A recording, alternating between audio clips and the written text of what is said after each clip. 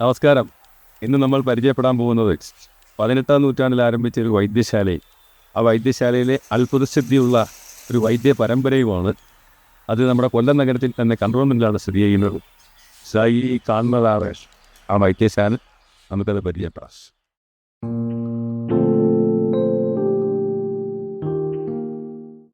നൂറ്റാണ്ടുകളുടെ പാരമ്പര്യവുമായി കൊല്ലം നഗരത്തിൽ തലയുയർത്തിപ്പിടിച്ചു നിൽക്കുന്ന ഒരു വൈദ്യശാലയാണ് കൊല്ലത്തിൻ്റെ സിദ്ധവൈദ്യ കുലപതി അബ്ദുൽ ജബ്ബാറിൻ്റെ പേരിലുള്ള ജബ്ബാർ വൈദ്യശാല. 1852 ജനിച്ച് 1942 തൻ്റെ 90ാമത്തെ വയസ്സിലാണ് അദ്ദേഹം മരണപ്പെടുന്നത്. ഗുരുകുല വിദ്യാഭ്യാസത്തിന് ശേഷം തമിഴ്നാട്ടിൽ പോയി സിദ്ധവൈദ്യം അഭ്യസിച്ച ജബ്ബാർ വൈദ്യർ വളരെ പെട്ടെന്ന് തന്നെ വിഷചികിത്സകൻ എന്ന പേരിൽ അറിയപ്പെടാൻ തുടങ്ങി. നഗരവൽക്കരണത്തിന് മുമ്പുള്ള കാലഘട്ടമായതിനാൽ പാമ്പുകടി ഏൽക്കുന്നത് നിത്യസംഭവമായിരുന്നു. ഏത് ഉഗ്രവിഷത്തിനും വൈദ്യരുടെ കയ്യിൽ മരുന്നുണ്ടായിരുന്നു. ദൂരദേശങ്ങളിൽ നിന്ന് പോലും പാമ്പ്, ചിലന്തി, തേൾ, എലി തുടങ്ങിയവയുടെ കടിയേൽക്കുന്നവർ ആദ്യം ഓടിയെത്തുന്നത് വൈദ്യരുടെ മുന്നിലാണ്. അല്പം ജീവൻ മിച്ചമുണ്ടെങ്കിൽ അദ്ദേഹം അവരെ രക്ഷപ്പെടുത്തും. ഒരിക്കലൊരു രാത്രിയിൽ മച്ചുനനും മാന്ത്രികനുമായ മന്ത്രക്കാസീമിനോടൊപ്പം അഞ്ചാലുമൂട്ടിൽ പോയി നാടകം കണ്ടിട്ട് തിരികെ വരുമ്പോൾ കോട്ടയത്ത് കടവിൽ നിന്നും തേവള്ളിയിലേക്കുള്ള കടത്തുകാരനെയും കാത്തു നിൽക്കുമ്പോഴാണ് അവരാ കാഴ്ച കണ്ടത്. അവിടുത്തെ വെളിമ്പ്രദേശത്ത് കുറച്ചാളുകൾ കൂട്ടം കൂടി നിന്ന് എന്തോ ചെയ്യുന്നു. അടുത്തിന്ന് നോക്കിയപ്പോൾ പാമ്പ് കടിയേറ്റ മരിച്ച ഒരാളുടെ ചിതയൊരുക്കുകയാണ് അവിടെയെന്നവർക്ക് മനസ്സിലായി. അവർ അദ്ദേഹത്തെ പരിശോധിച്ചു. ആൾ മരിച്ചിട്ടില്ല.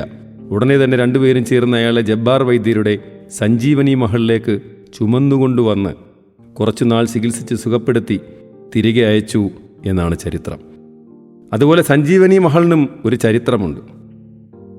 വൈദ്യർ തൻ്റെ പ്രജകളെ ചികിത്സിക്കുന്നതിന് പ്രതിഫലം വാങ്ങുന്നില്ല എന്ന് മനസ്സിലാക്കി അതിൽ സംതൃപ്തനായ തിരുവിതാംകൂർ മഹാരാജാവ് ആയില്യം തിരുനാൾ ബാലരാമവർമ്മ 1878 തമിഴ്നാട്ടിലെ തഞ്ചാവൂരിലുള്ള നാട്ടുകോട്ട ചെട്ടിയാർ എന്ന തച്ചനെ വിളിച്ചു വരുത്തി വിശാലമായ 13 മുറികളോടുകൂടിയ അതിമനോഹരമായ ഒരു ഇരുനില മാളിക പണികഴിപ്പിച്ച് അതിന് സഞ്ജീവനി മഹൽ എന്ന് പേരുമിട്ട് അദ്ദേഹത്തിന് സ്നേഹസമ്മാനമായി നൽകി.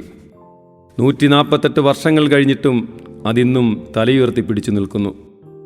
മാളികയിൽ തന്നെയാണ് ഇന്നത്തെ തലമുറയും ചികിത്സ നടത്തുന്നത്. കൂടാതെ സൗജന്യ ചികിത്സയ്ക്ക് രാജാവ് ഗ്രാൻറ്റും നൽകിയിരുന്നു. അദ്ദേഹത്തിൻ്റെ മകൻ സിദ്ധവൈദ്യ പ്രജാപതി ഇബ്രാഹിംകുട്ടി വൈദ്യർ പിതാവിനെ പോലെ തന്നെ പ്രശസ്തനായിരുന്നു. വീടിന് സമീപം ഒരു കുളം നിർമ്മിച്ച് തൻ്റെ വീട്ടിൽ വളർത്തിയിരുന്ന പാമ്പുകളെ ആ കുളത്തിൽ തുറന്നുവിടുകയും പിന്നീട് ഒരു പ്രത്യേക ശബ്ദത്തിൽ വിളിക്കുമ്പോൾ അവയെല്ലാം തിരികെ വന്ന് കൂട്ടിൽ കയറുകയും ചെയ്യുന്നത് കാണുവാൻ തന്നെ ഒരു വലിയ ആൾക്കൂട്ടമുണ്ടാകുമായിരുന്നു. രാജവെമ്പാലയും അണലിയും മൂർഖനുമൊക്കെയായി വൈദ്യർ വിനോദങ്ങളിൽ ഏർപ്പെടുന്ന ചിത്രങ്ങളാണ് ഇവിടുത്തെ ചുമരുകളിൽ തൂക്കിയിട്ടിരിക്കുന്നതൊക്കെയും.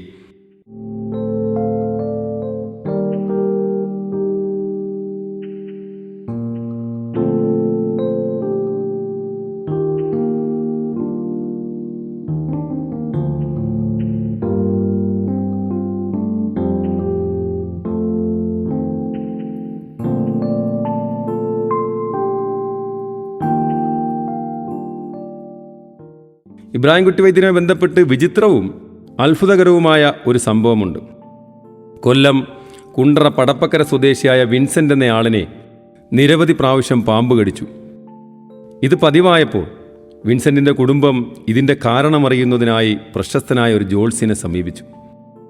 അദ്ദേഹം പ്രശ്നം വെച്ച് നോക്കിയിട്ട് പറഞ്ഞു, നിങ്ങൾക്ക് സർപ്പകോപമുണ്ട്. നിങ്ങളെ 12 തവണ പാമ്പ് കടിക്കും. അപ്പോഴൊക്കെ നിങ്ങൾ രക്ഷപ്പെടും. 1959 മെയ് മാസത്തിൽ ഒരു തീയതി പറഞ്ഞിട്ട് അന്നേക്ക് ഉച്ചയ്ക്ക് മുമ്പ് നിങ്ങളെ 13ാമത്തെ പ്രാവശ്യം നിങ്ങളത് എവിടെയാണെങ്കിലും ശരി പാമ്പ് കൊത്തും. കൊത്തിയാൽ അപ്പോൾ തന്നെ നിങ്ങൾ മരിക്കുകയും ചെയ്യും. ഇത് കേട്ട് വിൻസെൻറ്റും കുടുംബവും ആകെ തകർന്നു. കാരണം ഇതുവരെ അദ്ദേഹത്തെ 10 തവണ പാമ്പ് കൊത്തിയിരുന്നു. മാത്രമല്ല ജ്യോത്സ്യൻ പറഞ്ഞ തീയതിക്ക് ഇനി 3 മാസം മാത്രമേ ഉള്ളൂ കാലാവധി. എന്ത് ചെയ്യണമെന്നറിയാതെ നിൽക്കുമ്പോഴാണ് വൈദ്യരെക്കുറിച്ച് കേൾക്കുന്നത്. അങ്ങനെ ആ കുടുംബം വൈദ്യരെ കാണുന്നതിനായി കൊല്ലത്തേക്ക് പുറപ്പെട്ടു. കൊല്ലത്ത് വന്ന് വൈദ്യരുടെ സഞ്ജീവനി മഹലിലേക്ക് പോകുന്ന വഴിക്ക് വീണ്ടും പാമ്പ് കടിച്ചു. ഭയന്നുപോയ കുടുംബം വിൻസെൻറ്റിനെയും എടുത്തുകൊണ്ട് വൈദ്യരുടെ അടുക്കലേക്ക് ഓടിയെത്തി. വൈദ്യർ മരുന്ന് കൊടുത്ത് രക്ഷപ്പെട്ടു. അവരുടെ കഥ മുഴുവൻ കേട്ടതിനു ശേഷം ഇബ്രാഹിംകുട്ടി വൈദ്യർ ഒരു നിർദ്ദേശം മുന്നോട്ട് വെച്ചു. നിങ്ങൾക്ക് സമ്മതമാണെങ്കിൽ ഇനിയുള്ള 3 മാസക്കാലത്തോളം ഇയാൾ ഇവിടെ താമസിക്കട്ടെ. വിൻസെൻറ്റിൻ്റെ കുടുംബത്തിനും അതൊരു വലിയ അനുഗ്രഹമായിരുന്നു. അങ്ങനെ വിൻസെൻ്റ് ഇബ്രാഹിംകുട്ടി വൈദ്യരുടെ സഞ്ജീവനി മഹളിൽ താമസമാക്കി. വൈദ്യർ വളരെ കരുതലോടെ വിൻസെൻറ്റിനെ സംരക്ഷിച്ചു. എന്നിട്ടും ഒരു ദിവസം വീടിന് വെളിയിലിറങ്ങി നിൽക്കവേ വീണ്ടും പാമ്പ് കടിച്ചു. അതോടെ വൈദ്യർ കർശന നിർദ്ദേശം വെച്ചു, ഇനി എന്നോടൊപ്പമല്ലാതെ ഈ മുറിക്ക് പുറത്തിറങ്ങരുത്.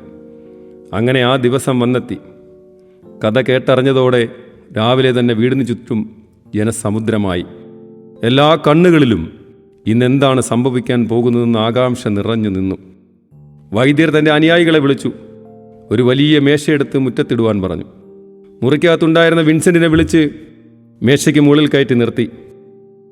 ആകാംക്ഷയുടെ, മാനസിക സമ്മർദ്ദത്തിൻ്റെ, ഭയത്തിൻ്റെ നിമിഷങ്ങൾ, മിനിറ്റുകൾ മണിക്കൂറുകൾക്ക് വഴിമാറി. വിൻസെൻറ്റും വൈദ്യരും കാഴ്ചക്കാരായ ജനങ്ങളും നിൽപ്പ് തുടർന്നു. ഉച്ചയോടടുക്കും തോറും വിൻസെൻറ്റിൻ്റെ ചങ്കിടിപ്പേറി. അദ്ദേഹം നന്നായി വിയർക്കാൻ തുടങ്ങി. അപ്പോൾ അത് മനസ്സിലാക്കിയ ഇബ്രാഹിംകുട്ടി വൈദ്യർ തൻ്റെ സ്വതസിദ്ധമായ പുഞ്ചിരിയോടെ കയ്യിൽ പിടിച്ചമർത്തി, ധൈര്യമായിരിക്കൂ, ഞാനില്ലേ കൂടെ എന്ന് പറഞ്ഞ് ആശ്വസിപ്പിച്ചു. സമയം കഴിഞ്ഞിട്ടും പാമ്പ് വന്നില്ല. അതേസമയം സഞ്ജീവനി മഹളിൻ്റെ തെക്കുഭാഗത്ത് CYMSൻ്റെ സ്ഥലത്ത് ഒരു കെട്ടിടത്തിന് അടിത്തറയിടുന്ന പണി നടക്കുകയായിരുന്നു. രമണൻ എന്ന കൽപ്പണി മേസ്ത്രി മഴു ഉപയോഗിച്ച് കല്ല് ചെത്തിക്കൊണ്ട് നിൽക്കവേ ആ കാഴ്ച കണ്ടു. തൻ്റെ മുന്നിലൂടെ ഒരു മൂർഖൻ പാമ്പ് പാഞ്ഞു വരുന്നു. ഒട്ടും അമാന്തിക്കാതെ അദ്ദേഹം തൻ്റെ മഴുവെടുത്ത് മൂർഖൻ്റെ തലയിൽ ആഞ്ഞു വെട്ടി. തലയും ഉടലും രണ്ടായി പിളർന്ന് മൂർഖൻ തൽക്ഷണം കൊല്ലപ്പെട്ടു. വിവരമറിഞ്ഞ് എല്ലാവരും അവിടെ ഓടിയെത്തി. ആ മൂർഖൻ പാമ്പ് വിൻസെൻറ്റിനെ തേടി വന്നതാണെന്ന് കരുതപ്പെടുന്നു. എന്തായാലും അതിനുശേഷം വിൻസെൻറ്റിനെ പാമ്പ് കടിച്ചിട്ടില്ല.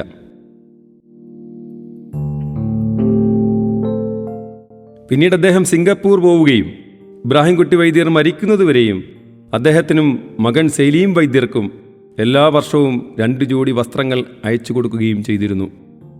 1978 മാർച്ച് 13 തൻ്റെ 84-ാമത്തെ വയസ്സിൽ അദ്ദേഹം അന്തരിച്ചു. 24 സെന്റ് ഭൂമിയിൽ നിറഞ്ഞു നിൽക്കുന്ന സഞ്ജീവനി മഹളിൽ ഇപ്പോഴും പാരമ്പര്യം നിലനിർത്തിക്കൊണ്ട് സലീം വൈദ്യരും മകൻ ഡോക്ടർ സനീഷും മരുമകൾ ഡോക്ടർ ജാസ്മിനും ചികിത്സ തുടർന്നുകൊണ്ടേയിരിക്കുന്നു. കഥകൾ ഇവിടെയും അവസാനിക്കുന്നില്ല.